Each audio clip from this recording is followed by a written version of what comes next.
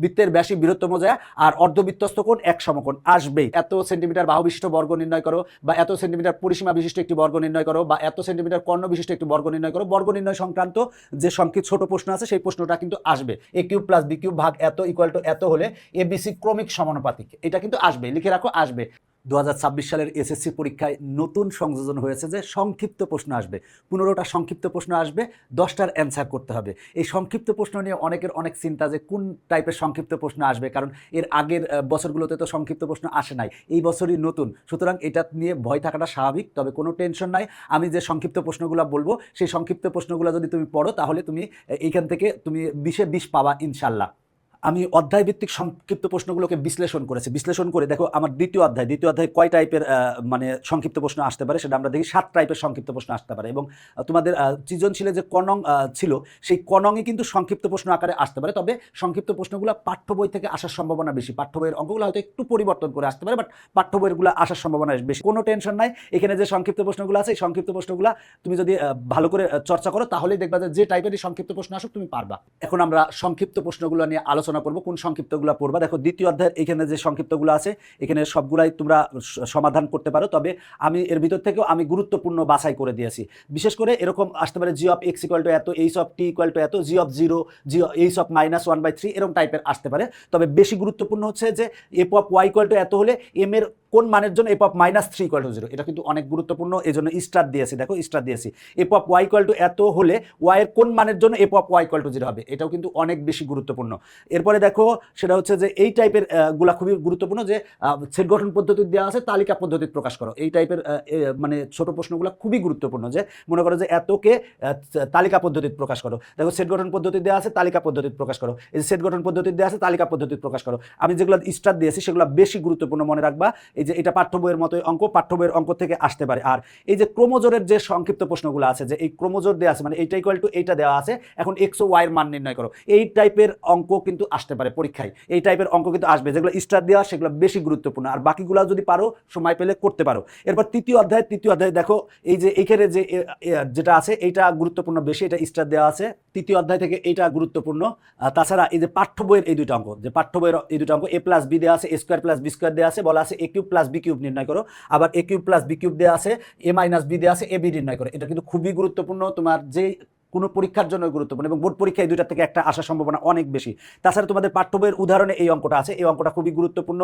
এরপরে এই যে A square plus B square plus C স্কোয়ারের মান নির্ণয় সংক্রান্ত যে অঙ্ক আছে এই অঙ্কগুলো গুরুত্বপূর্ণ। আর অবশ্যই দেখবা যে উৎপাদকের বিশ্লেষণের অঙ্ক আসছে, এখানে যে উৎপাদকের বিশ্লেষণ দেওয়ার অঙ্কগুলো আছে এখানে সবগুলো অঙ্কই গুরুত্বপূর্ণ, তবে এটা বেশি গুরুত্বপূর্ণ, এটাও কিন্তু অনেক বেশি গুরুত্বপূর্ণ, এটা কিন্তু তোমাদের পাঠ্য বইয়ের অঙ্ক। তাছাড়া এটাও গুরুত্বপূর্ণ, এটাও গুরুত্বপূর্ণ, আর এটা কিন্তু আরও বেশি গুরুত্বপূর্ণ, আর এইটা কিন্তু অনেক বোর্ডে দেখবা যে এটা আসছে।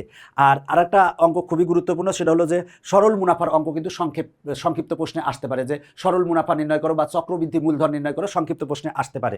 এখানে আমার অনেকগুলো দেওয়া আছে, এগুলো তোমরা প্র্যাকটিস করবে। এবার আসো সপ্তম অধ্যায়ের ক্ষেত্রে কোনগুলো গুরুত্বপূর্ণ বেশি। এই যে পেন্সিল কম্পাস ব্যবহার করে 75 ডিগ্রি বা ও 105 ডিগ্রি অঙ্কন করো, যে কোনো বোর্ডে আসতে পারে। এরপরে দেখো একটি সমবাহু ত্রিভুজের বাহুর দৈর্ঘ্য দেওয়া আছে, ত্রিভুজটি অঙ্কন করো, বা পি ইকুয়াল টু 12 সেন্টিমিটার হলে পি কে পরিসীমা ধরে একটি সমবাহু ত্রিভুজ অঙ্কন করো, খুবই গুরুত্বপূর্ণ। এরপরে দেখো একটি সমকোণী ত্রিভুজ আঁকো যার অতিভুজ এত এবং অপর বাহুর দৈর্ঘ্য দেওয়া আছে। এরপরে দেখো ত্রিভুজের 3টা বাহুর দৈর্ঘ্য দেওয়া আছে, সেক্ষেত্রে ত্রিভুজটি অঙ্কন করতে বলতে পারে, এরকমটাও আসতে পারে। তোমাদের বলেই দিচ্ছি বর্গ নির্ণয় সংক্রান্ত সংক্ষিপ্ত প্রশ্ন আসবে 8টা বোর্ডের মধ্যে, 10টা বোর্ডের মধ্যে 8টা বোর্ডে আসবে। দেখো বলা থাকতে পারে যে এত সেন্টিমিটার বাহু বিশিষ্ট বর্গ নির্ণয় করো, বা এত সেন্টিমিটার পরিসীমা বিশিষ্ট একটি বর্গ নির্ণয় করো, বা এত সেন্টিমিটার কর্ণ বিশিষ্ট একটি বর্গ নির্ণয় করো। বর্গ নির্ণয় সংক্রান্ত যে সংক্ষিপ্ত ছোট প্রশ্ন আছে সেই প্রশ্নটা কিন্তু আসবে। এছাড়াও কিন্তু চতুর্ভুজের 4টি বাহুর দৈর্ঘ্য দেওয়া আছে এবং একটি কোণ দেওয়া আছে, চতুর্ভুজটি অঙ্কন করো, সে সম্পর্কেও আসতে পারে। দেখো অষ্টম অধ্যায় হচ্ছে বৃত্ত, এখান থেকে কি টাইপের এমসিকিউ আসতে পারে, এখান থেকে কিন্তু সংজ্ঞা আসতে পারে, সেটা হলো কেন্দ্রস্থ কোণ, বৃত্তস্থ কোণ, প্রবৃদ্ধ কোণ, উপচাপ, অধিচাপ, এগুলো সংজ্ঞা আসতে পারে। তাছাড়া 5 সেন্টিমিটার ব্যাসার্ধ বিশিষ্ট একটি বৃত্তের স্পর্শক আঁকো, বা কোনো বহিস্থ একটা বিন্দু থেকে একটা স্পর্শক আঁকো, এই ইম্পর্টেন্ট। তারপরে দেখো এই স্পর্শক সম্পর্কে ইম্পর্টেন্ট।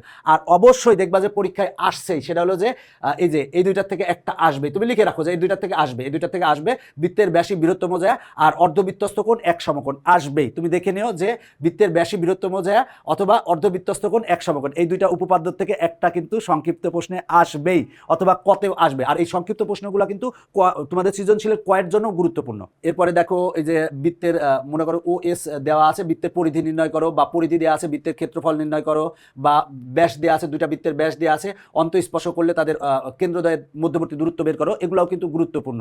এরপরে আসো নবম অধ্যায়। নবম অধ্যায়ে জ্যামিতিক পদ্ধতিতে প্রমাণ করো যে sin square theta plus cos square theta equal to 1, এটা গুরুত্বপূর্ণ। তারপরে এটা গুরুত্বপূর্ণ। আর এই যে এই দুইটা অঙ্ক তোমাদের পাঠ্য বইয়ের কাজ হিসেবে আছে, এই দুটো অঙ্ক থেকে একটা কমন পাবা আশা করা যায়। তারপরে এই অঙ্কটা গুরুত্বপূর্ণ।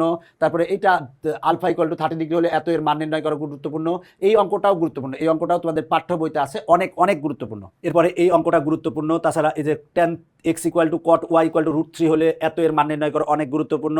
এছাড়াও দেখো এইখানে যে অঙ্কগুলো আছে এই অঙ্কগুলোও অনেক গুরুত্বপূর্ণ। এরপরে আসো 11 অধ্যায়। 11 অধ্যায়ের এই অঙ্কটা গুরুত্বপূর্ণ। আর এই যে এটা তোমাদের পাঠ্য বইতে আছে যে 1 ঘন সেন্টিমিটার কাঠের ওজন 7 ডেসিগ্রাম বলা আছে। কাঠের ওজন সমায়তন পানির ওজনের শতকরা কত ভাগ, খুবই গুরুত্বপূর্ণ। তারপরে ত্রিভুজের 3টি বাহুর অনুপাত দেওয়া আছে, পরিসীমা দেওয়া আছে, ত্রিভুজের বাহু 3টির মান নির্ণয় করো, এটা গুরুত্বপূর্ণ। তারপরে 261টি আম 3 ভাইয়ের মধ্যে এত এত এত অনুপাতে ভাগ করে দিলে প্রথম ভাই কতটি পাবে, এটা গুরুত্বপূর্ণ। এইখানে যেগুলো আছে এইটাও গুরুত্বপূর্ণ, এটা কিন্তু অনেক ক্ষেত্রে গুরুত্বপূর্ণ আসবে দেখবে। আর আরেকটা জিনিস লিখে রাখো যে এইটা আসবে, বলে দিলাম এটা আসবে, সেটা হলো যে এই অঙ্কটা আসবে, তুমি লিখে রাখো a cube plus b cube ভাগ এত ইকুয়াল টু এত হলে abc ক্রমিক সমানুপাতিক, এটা কিন্তু আসবে, লিখে রাখো আসবে। 10টা বোর্ডের মধ্যে 5টা বোর্ডে আসবে এটা। তারপরে এইটাও অনেক গুরুত্বপূর্ণ, এটাও অনেক গুরুত্বপূর্ণ। তাছাড়া এই যে এখানে যেটা আছে, দুটি সংখ্যার অনুপাত দেওয়া আছে, এদের লসাগু হচ্ছে 60, সংখ্যা দুটি নির্ণয় করো, সংখ্যা দুটি নির্ণয় করো, অনেক গুরুত্বপূর্ণ।